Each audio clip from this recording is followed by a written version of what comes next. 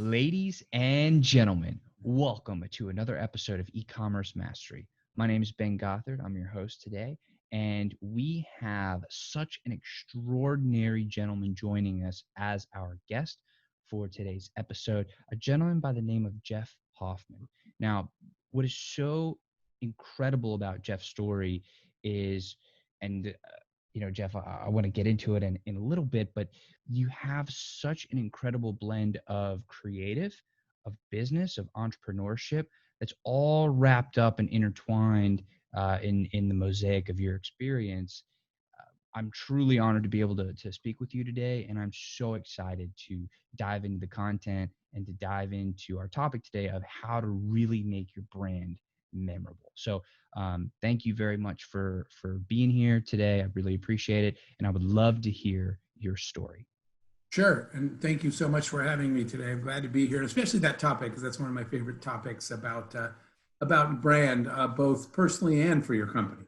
Both of those count, and they're, when done correct, they're very powerful. So my story is pretty straightforward. I am a software engineer by trade, but I got that degree not because I was dying to engineer something, but because everybody told me it would get me a good job. And honestly, Ben, I got a good job at a good company, a good salary, and I had everything but a good life. I hated my job every single day. I sat in an engineering cube, and this is not anything about right or wrong. There's no wrong. Everybody makes their own decision. It's about DNA.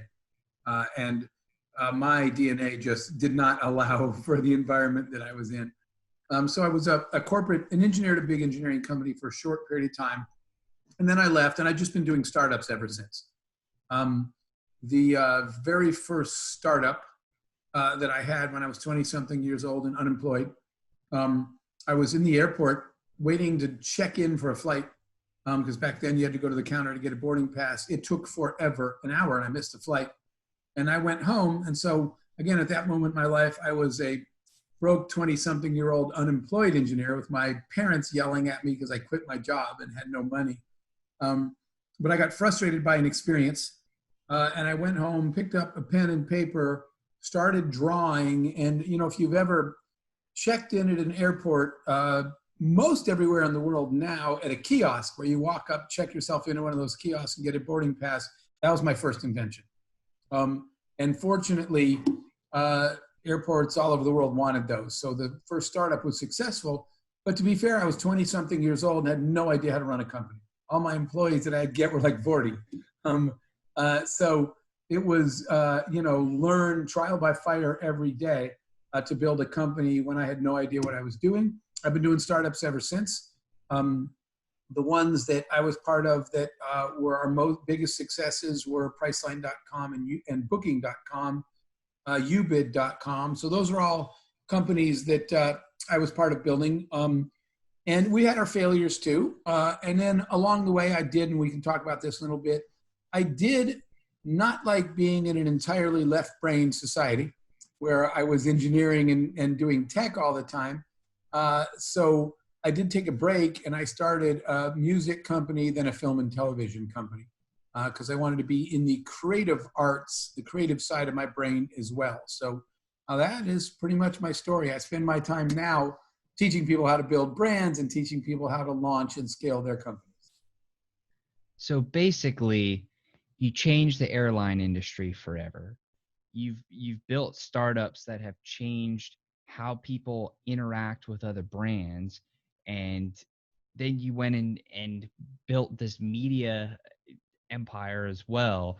And all of that in a pretty short amount of time. I mean, that's incredible. That truly is incredible. It seems like you're muted a little bit. Yeah. Well, either you're Sorry. muted or you're not, but I was listening to you, that's why. Well, I appreciate you listening. But that's incredible. Well, let me say something about that. The short amount of time, because I've had people say to me before, you the same thing. You seem to have gotten a lot of stuff done in your career, but I will say why. And it's because even though we've failed many times and I've had some really stupid ideas, we don't waste a lot of time. When something's wrong and it's not working and the world is telling me by not buying my product that my idea is not as brilliant as I thought it was, I don't have a problem admitting defeat, shaking it off and moving on. And ego is what stops so many entrepreneurs. The idea is not working and they give it another year and another year. And even though they know in their heart this thing ain't working, they don't want to say they were wrong. There's so much ego there. I never had that problem. So to be honest, when I failed fast and I didn't waste a lot of time on my stupid ideas. I figured out I was wrong. I dropped it and moved on. So I think I was able to get a lot of stuff done by accepting failure, admitting defeat, and starting something else. What do you think was the part of you that allowed you to do that? Why were you able, or how were you able to do that so easily when it is something that a lot of people struggle with? Well, I'll tell you, one of the exercises, it was a mental exercise. And because this happened way back when I quit my job and I was unemployed and broke. And I sat there, and one day, I'm a very visual thinker. I got to write everything down and stare at it. So I took out paper and I wrote down my options. And one of them included, by the way, the last words from my boss at the big engineering company were, "You're going to fail. You're going to come crawling back in here and begging me for a job, but don't waste your time because I'd never hire you again." So that was on the left side of the paper. Have to go back and beg that guy for my cubicle back, my job back. And on the right side was take a chance at something, might fail, might work. But if it works, here's what happens. And then I wrote down, and you know, this is something I'd advise all your listeners, when you're afraid of risk, write down the worst case. So I walked through it, because what we fear most is the unknown, right? What if I fail? And then all these big, dark, scary, shadowy things are going through your mind. But what I did was I just dissected them. I said, what would I do? What if I failed miserably and, you know, literally was in debt, had no dime, no job? What would I do? And I sat there and I thought through it and I made a plan. I said, well, I would do this and I would do this. And what happened, the answer to your question was, I realized that even in the worst case, the sun was still going to rise and I could drag myself out of the hole I dug and rebuild. And so the worst case was never that bad, but you don't know that until you actually walk through it in your mind and sort of feel it. And I said, you know what? I'm going to take the risk, because even in the worst case, I'll still be okay. And that's how I was able to sort of overcome the fear of failure, by staring it in the face and saying, I can live with that. That seems like a very pivotal moment in your life where you almost shifted your mindset through that exercise and equipped yourself to go on the hero's journey and allow yourself and push yourself to be able to then accomplish all the things that you have. Were there any other pivotal moments like that where maybe you were facing obstacles, or you were at a low point and there was something that you did, some action that you took, or some mindset shift that was an inflection point? And I know we're really diving into your story, but I think just learning these lessons from you is extremely powerful. And then, you know, I would love to get into Yes, so you use the exact right term. There were multiple inflection points. There were multiple moments where everything changes. One of them for me was when you're a founder of a company, or, you know, if you're the boss in any way, shape, or form, but especially if you're the founder in the startup and entrepreneurial world, let's say it's going well. It's going well. You're the founder, so you start to feel pretty good about yourself. I must be good at this stuff. That's dangerous, because the truth is, and so I'm going to tell you the inflection point. The truth is, even though you're wearing 7 hats, and you're managing the books and the technology and the marketing and answering the phone because it's a small company, it's going okay. Going okay is not acceptable. That's survival mode. And so what I did not know was every one of us is really only good at one thing.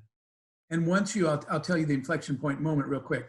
And once you figure out your thing, then you need to spend the rest of your time hiring and surrounding yourself with people smarter than you and everything else. So here's the inflection point. I'm building a company, the startup. And by the way, it was that kiosk company. And things are going pretty well, but I'm a software engineer too. And I'm handling the pieces. And one day I'm sitting in writing code with the guys, with the team. with the guys and girls writing code. And they're all suddenly staring at me. And I look up and I was like, what's going on here? And they all look at Robert, the senior guy. And Robert says, Jeff, can you just back away from the keyboard for a minute? And I was like, okay, why? And they said, because your code sucks. And I said, wait a minute. I said, this is my company. I'm a software engineer. I'm writing code.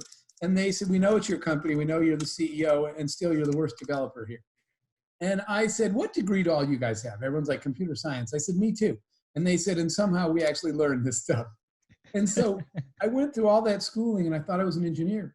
And they said, you're just not a very good one at all. We'd rather you stop engineering. And so I didn't know I was so bad at it. And that was one of the first times I was confronted with, you suck at something, no matter how you feel about yourself, there's people better. So when I started to realize they were all better at it, then I started thinking, how many other things am I kidding myself about? By the way, it turned out, I said, what do you guys want me to do? And they said, we're almost done with the product. Go figure out what marketing is, because we're all engineers and we don't know. It turned out that marketing, right, where we get to things like brand and stuff, I was really good at, but nothing else. So I stopped kidding myself about finance. That was an inflection point. Somebody told me one day, Jeff, you're the CEO and the owner of a company and you don't know jack about finance. So he bought me a book called Finance and Accounting for Non-Financial People. I went home, I got all excited, I'm gonna learn finance. Now I opened it to page 1, Ben, and I said, oh my God, this is one of the stupidest things I've ever done. I said, what am I gonna do next? Buy a book on dentistry and start pulling people's teeth because I read it in a book? No, I'm gonna go to the dentist. So I threw the book out and I said, I need someone smarter than me in finance, someone smarter than me in development, someone that knows customer service. I'll just stick to marketing. That was the inflection point, that I spent less time running the company and more time finding people smarter than me to do it for me. When you had that realization, did you, like, what did that feel like when you went from almost fighting against the tide to then going in and deploying your efforts towards something that you were naturally gifted at? And the reason why I'm asking this is because I feel like some people may already be doing the thing that they're really good at. They may just not know, or they may be fighting against the tide and they wouldn't know how that felt because they don't have the team to tell them, or they haven't listened yet. So what did that actually feel like? And then how did you take it from, okay, this feels right, to let me be the best in the world at it? All right, so it started depressing, right? Because when none of us, I'll say this to everybody everywhere, you're not as smart as you think you are. None of us are, right? And success is the dangerous thing, because sooner the first day you see yourself on a magazine cover or something that happened to us, you're like, hey, I must be pretty good at this. But this is what you have to sort out, right? And the company was doing well, but I started to realize that it was doing well because of a lot of other people, even though it's my picture in the media. I started thinking about, so first it was a little depressing to find out that the stuff I thought I was good at, I wasn't, but then it was really exciting because when I started to focus on what I thought was my strength, the feedback started to come, right? Because in fact, that's how I wound up speaking. I never set out to be a speaker at all. I never had any speaker training, but people kept calling me saying, will you come keynote our show? And I said, why? And they said, because you're really good at explaining complicated concepts in simple English that people can understand. And I was like, well, that's why my marketing is working, because our marketing was well received. So I realized, by the way, I call this your gold medal talent. I realized that's my gold medal talent, and I should spend all my time. I have to tell you a really quick story when corporate. It made me think about this. When I had my corporate job, at the end of the year, the company passed out a self-evaluation form. And I was like, aren't you my boss? Isn't this your job to evaluate me? And he's like, Jeff, just fill out the form. So I look at it and it says, what are your strengths and how will you use those to make our company successful? That was easy, right? I knew what I was good at. I wrote it down. The second box said, list 2 things you're really bad at and tell us how you're going to work on them this year to help the company. And I was like, why would you want me to do this stuff I was really bad at? It doesn't even make sense. So I do have this incurable disease called sarcasm, which did not serve me well in corporate America. But it said, list 2 things you're bad at and how you're going to improve. So I wrote ballet and synchronized swimming. And I said, I suck at both of those. I'll take classes. And the boss called me, and I already knew my career was over anyway. But it really made me focus on stop spending time on the stuff that you're not good at. So I put more time into my marketing skills. I got more good feedback from the world, and that caused me to get all fired up about it and really dig in. So was the sarcasm the silver medal talent that you put in some of the effort towards? Did that come naturally? I don't know. That might secretly be my gold medal talent. I've certainly refined my sarcasm abilities over the years, much to many people's dismay, but hey, you got to play the hand you were dealt. Exactly.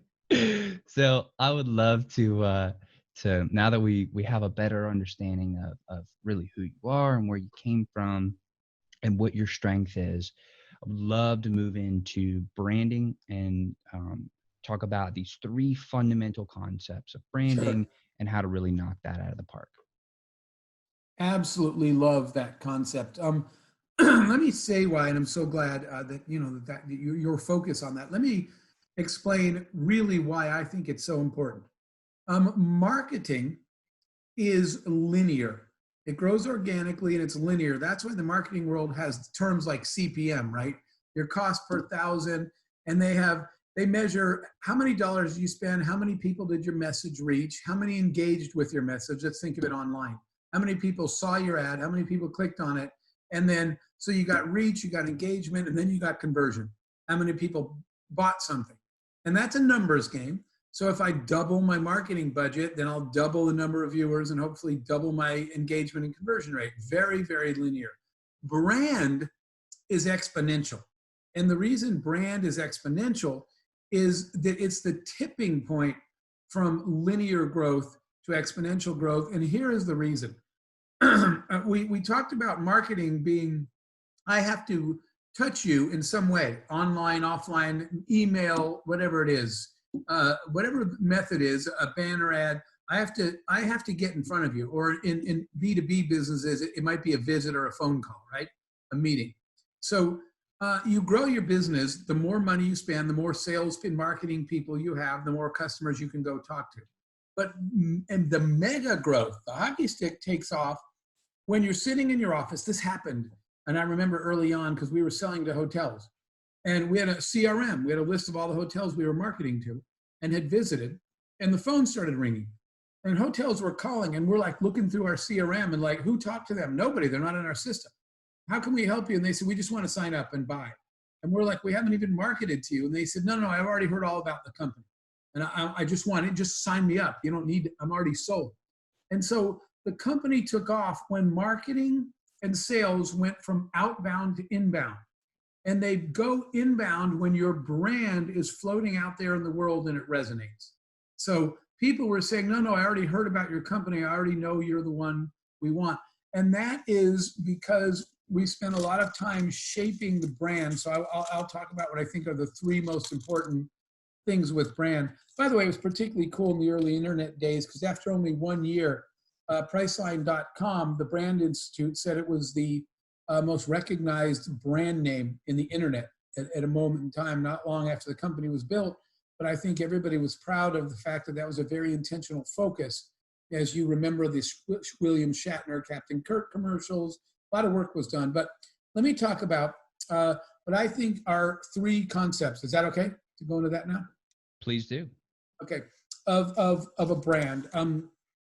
The first one, I'm going to tell you what they are. Distinguishing, memorable, and powerful. But let's walk through them. Distinguishing is really important. Your brand statement, your brand promise, your brand asset needs to distinguish you from everybody else. That's the first thing that's important. So I will give you an example of the brand promise. I was blessed enough to spend time with Sam Walton when he was alive. And Sam said to me, Jeff, he said, our brand only says one thing. It's written on the outside of every Walmart. It says always low prices. He said, nowhere did we ever tell you that we have high quality products in Walmart. He said, nowhere did we ever invite you in to experience our great customer service. He said, our brand is distinguishing for one and only one thing. You come to Walmart, you put up with the crap because you need light bulbs and they're more expensive everywhere else. And he was right? That's the brand promise. That's the distinguishing factor. If you think about, think about a Nordstrom's. Nordstrom's never said, boy, our sweater's low price, right? They're crappy, but they're cheap, said no one ever in Nordstrom's. What they said was, if you don't mind spending $300 on a sweater, there's a guy in the Nordstrom store in the women's department playing the piano, if you haven't seen that, with white gloves on. One day I said to that guy, who pays you to play the piano? And I was buying a sweater for my sister's birthday. He said, that sweater does. And I said, point taken. So distinguishing, pick a horse and ride it. What distinguishes you? At Priceline, it was the reverse auction, name your own price. No other site, because it was patented, could say we're the name your own price site. That's distinguishing about the brand. Second, memorable. And what I mean by memorable, though, is your brand promise needs to be repeatable. And remember, when we were kids, there was a game called Telephone. And in Telephone, you sit in a circle, and Ben whispers something to me, and I whisper it to the next person. And by the end, we see if the message is even close to the original. If memorable means if I tell somebody what your brand is, what your brand promise is, by the end of that circle, they're still repeating it the same. So think about the words that you use, right? The name your own price site, again, I'm going back to the Priceline example, was memorable. It wasn't complicated. They were simple words. They were logical. It described the way the business actually worked, what the promise of it was. So when somebody would say, what's the name your own price thing? People would say, well, that's Priceline. It was memorable and it was distinguishing. The third thing that's really important is powerful. And what I mean by powerful is they have to care. So many people have a brand statement that doesn't resonate. It's not powerful because that's great, but I don't really care about that. That's not what I came here before, right? So powerful means that, and so the way we delivered, the Priceline brand was delivered was, the name your own price site was, how would you like to set the price of your airline ticket? How would you like to just make an offer on a hotel room? That is a powerful statement. When someone says, how would you like to just make an offer, name your price for an airline ticket? Not one person said, no, I'm cool, I'll just pay whatever they want, okay? And nobody said, no, I can do that anyway, I do that every day. Everybody said, what? Wow, I would love to do that, tell me more. So your brand's job is not to close a sale. Your brand's job is to get people to say, wait, what? Tell me more. That's it. Don't try to close the sale. Make it distinguishing, make it memorable, make it powerful, so that people want to hear more, and so that in the world, when someone says, what's that name your own price thing again? Everybody says, oh, that's Priceline. Whatever your brand is. That is how Sam told me early on when people would say, I need light bulbs. Any idea where I can get them cheapest? Immediately, his brand, they're like, you should go to Walmart because their prices always beat everybody else's. He rode his horse in the brand game. That's that, Ben, is my my definition of how to build a good brand. So when you're figuring out what your brand's promise is, because it seems like that's a foundational piece of all three virtues, if you will, of what you're talking about, how did you arrive at the different conclusions for your different businesses of what that brand promise is? Okay, that's a great question too. And the answer is by getting out of the office.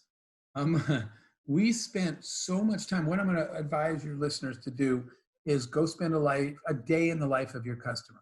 There were days early on when I left the office, told the team, I'll be gone all day. I'm doing customer discovery.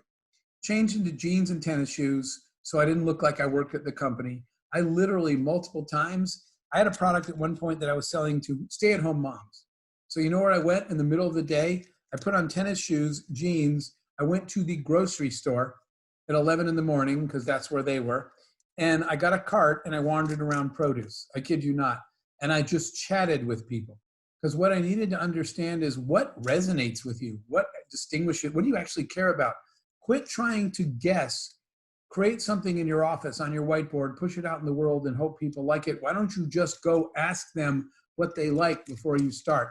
So I learned that the hard way by having a company that completely failed. In fact, I'll tell you that real quick.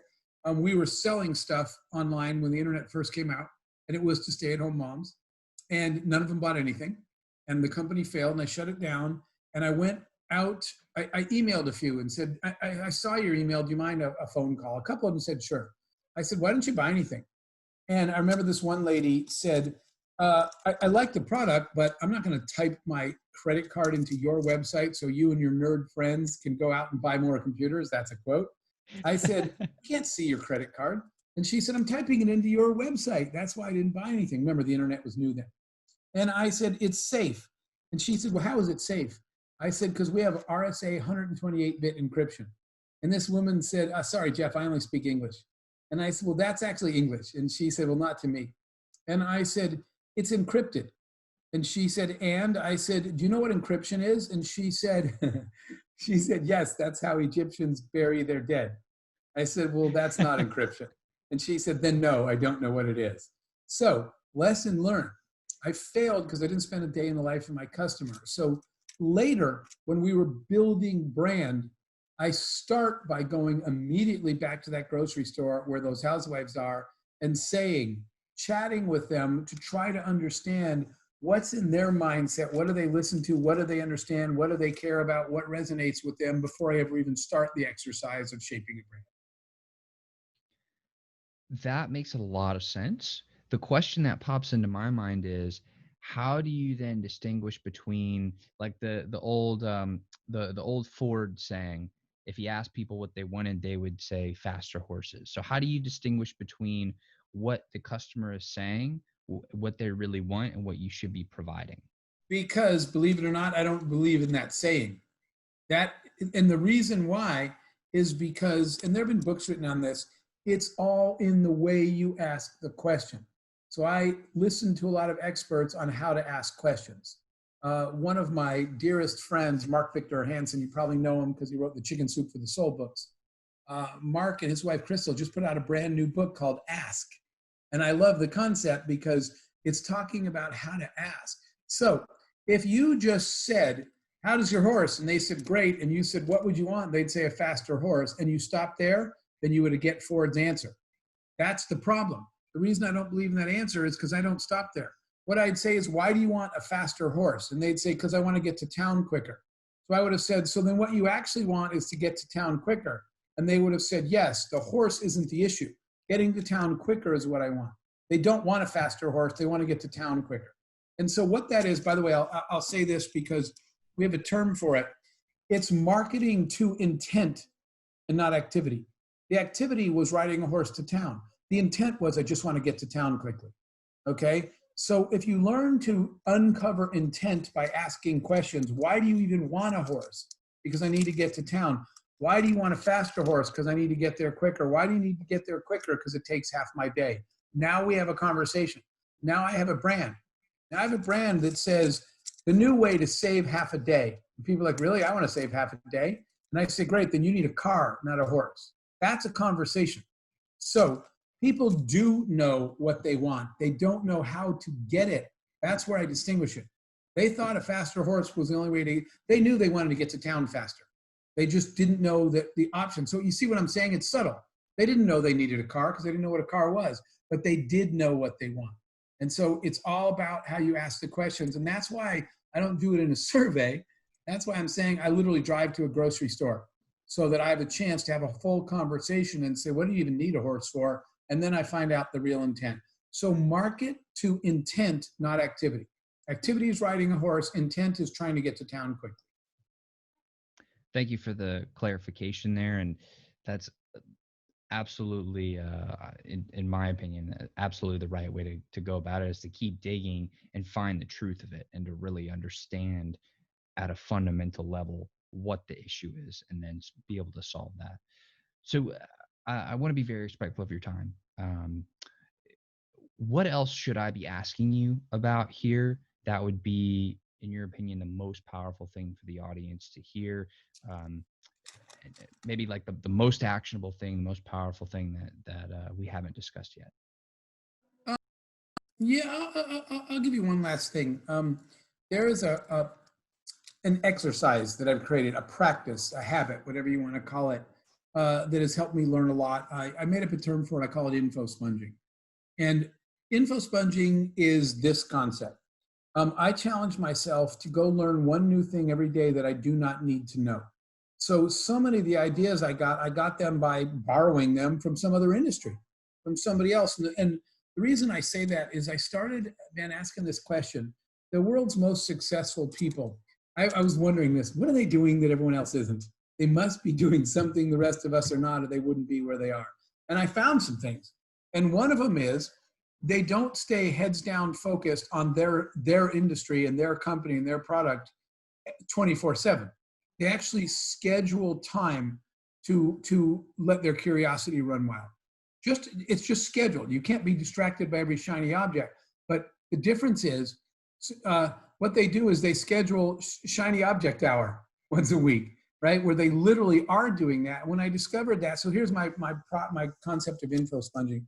Every morning when you wake up, you take 15 minutes. I do this every day before I start my day. For 15 minutes, you are not, let's say you're in healthcare. You are not in healthcare and you don't work at your company. For 15 minutes each day, you're going to learn one new thing that you have no idea what you're learning. It can't be healthcare and it can't be related to your company. Just read a story that catches your attention, right? Once I read a story about selling bananas in a grocery store. And it was talking about you have to keep moving them as they get darker, closer to the customer, to the end where the customer reaches out. So the green ones are farthest out of your reach because I don't really want you to buy those yet. The yellow ones are next. The sort of brown ones with a few spots are close, but the ones you can reach are the ones that are starting to turn black. So literally they were talking about product placement with perishable commodities. And by the way, as a banana gets darker, the price goes down. And so I remember that's what I read one day, how to sell fruit. What does that have to do with my business? Nothing at all. But the concept later, when you think about when we're talking with the guy that was the original creator of Priceline, Jay Walker, I remember sitting and talking to Jay about perishable commodities and thinking to myself, whoa, wait, this is like fruit, except that a banana lasts for an entire week in a hotel room, an airplane seat expires. As soon as they close the door of the plane, all those empty seats are black bananas. They're spoiled and got to throw them in the trash. So the concept of how to display and sell and price a perishable commodity turned out to be very relevant to airplane seats and hotel rooms, even though I wasn't reading that. So that's the one I would share. Once a day, read one thing completely out of your world. Most days you'll be like, I have no idea what that meant, but write down a note about it. And these ideas float around in your head and they come back to you. I call that concept info sponging. How do you go about determining what you're going to info sponge? Do you just randomly? Totally follow your curiosity. As a matter of fact, if you overthink it, you'll get led astray. And the reason that I say that is that people have a hard time trusting their instinct, right? And I actually, Ben, think that gut instinct needs to hire its own new brand manager because when people say they made a decision just on gut instinct, it sounds irresponsible. When in fact, your gut instinct needs to rebrand itself and call itself your fast intelligence. Because your gut instinct is the sum total of every mistake you've ever made and everything you've ever done right. So when your curiosity says, I wonder what that is, listen to it. There's something that's a composition of everything you've done in your life that is making your intuition, is making your curiosity say, I wonder what that thing is. I have no idea why I got interested in that story about fruit, but I trusted my instinct. I looked at it, I said, that's kind of cool. I'm going to read that. I didn't question it. So follow your curiosity, let it roam free, and just trust your gut. It will actually lead you down way more good paths than it will bad paths. Jeff, I truly cannot thank you enough for the time that you've shared today and everything that we've talked about and the stories you've shared. It's truly an honor to be able to speak with you today in this format. And I just want to say thank you very much. Absolutely. Thank you very much for having me, and keep doing what you're doing. Yes, sir. And to everybody who's watching and listening, I want to thank you very, very much. And I will see everybody on the next episode. Take care now.